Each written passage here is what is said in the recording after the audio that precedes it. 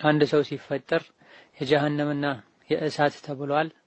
ይህ ከሆነስ ሰው የጀሃነምና የእሳት መሆኑ ከታወቀ የሰው ልጅ ለምን በአዱንያ መልፋት አስፈለገው የሚል ጥያቄ ነው።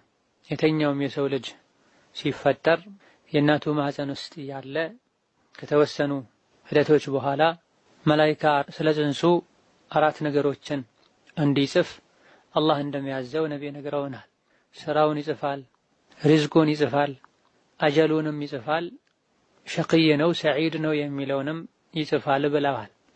ይህ ከመሆኑ ጋር ታዲያ በአዱንያ መልፋት ለምን አስፈለገው የተባለ እንደሆነ ይህን ጥያቄ ራሱን ሱሐቦች ነቢይን ጠይቀዋቸዋል አለይሂ ሰላቱ ወሰላም። የነቢይ ምላሽ ስሩ፣ ሁሉም ለተፈጠረለት ዓላማ የተገራ ነው ብለዋል። ከኛም የሚፈለገው አላህ የሚወደውን ስሩ ብሎ ያዘዘንን መልካም ነገር መስራት፣ የከለከለንን መከልከል፣ በዐቅል መመራትና ክርክርን መተው ነው። ቡኻሪና ሙስሊም ከዓሊ ብን አቢ ጣልብ እንዳስተላለፉት ዓሊ ረዲየላሁ ዐንሁ ወአርዳህ የሚከተለውን ብለዋል። ከዕለታት አንድ ቀን ነብዩ ሰለላሁ ዐለይሂ ወሰለም ከኛ ጋር ቁጭ ባሉበት እጃቸው ላይ እንጨት ነገር ይዘው መሬትን እየነካኩበት በዚህ መሃል ራሳቸውን ወደ ሰማይ ቀና አደረጉ። ከዛም ከእናንተ ውስጥ ማናችሁም የነፍሱ የመጨረሻ ማረፊያ ጀነት ይሁን ጀሀነም የታወቀ የተለየ ቢሆን እንጂ ማንም የለም አሉ። ይህን የሱሐቦችም ፈሊመ ነዕመል አፈላ ነተኪል አሏቸው። ታዲያ ለምን ስራ እንሰራለን?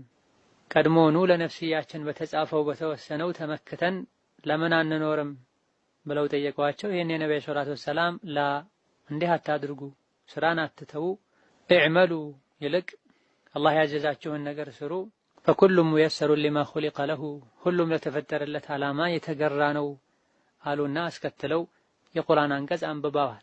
ፈአማ መን አዕጣ ወተቃ ወሰደቀ ቢልሑስና ፈሰኑየሲሩሁ ሊልዩስራ የሱረቱ ሌይልን አንቀጾች አንብበዋል።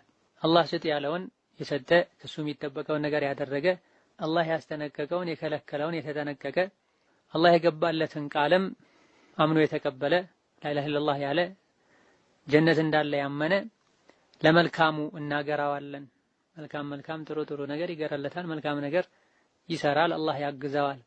ከዚህ በተቃራኒው ደግሞ በላኢላሃ ኢለላህ ያስተባበለ፣ በጀነት ያስተባበለ፣ አላህ ከሰጠው ያልሰጠ፣ የተለያዩ ወንጀሎችን የሰራ አስቸጋሪ ለሆነችው ጎዳናና ለጀሀነም የተገራ ይሆናል ብለዋል።